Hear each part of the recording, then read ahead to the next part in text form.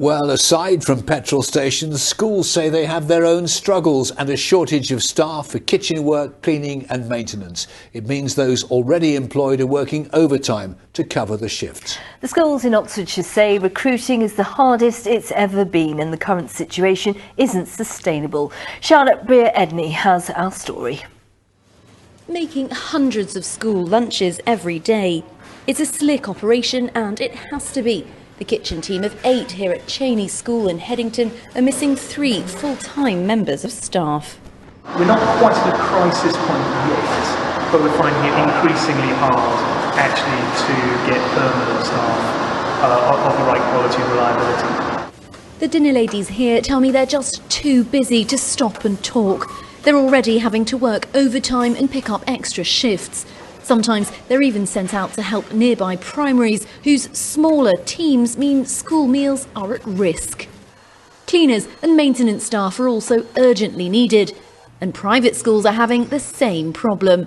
On the outskirts of Abingdon, Radley College has 30 vacancies and says the situation is unprecedented.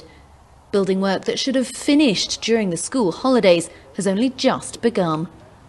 Groundsmen, gardeners, electricians, plumbers. So basically all of the trades? Basically everything, yes. Yes, we have a number of vacancies that we are struggling to fill.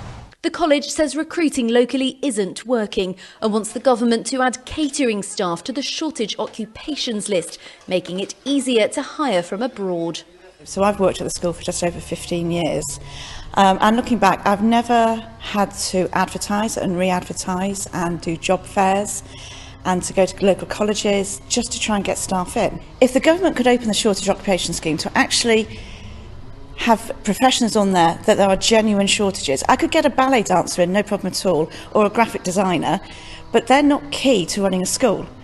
A government spokesperson said, "We are closely monitoring labour supply and working with sector leaders to understand how we can best ease particular pinch points.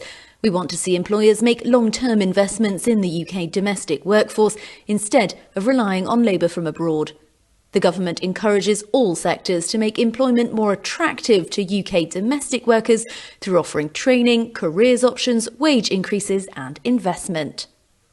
There's hope the end of furlough will make more candidates available, but schools predict that if posts haven't been filled by half-term, the situation will become much more serious, as current staff simply can't continue covering. Charlotte Breer-Edney, ITV News, Oxfordshire.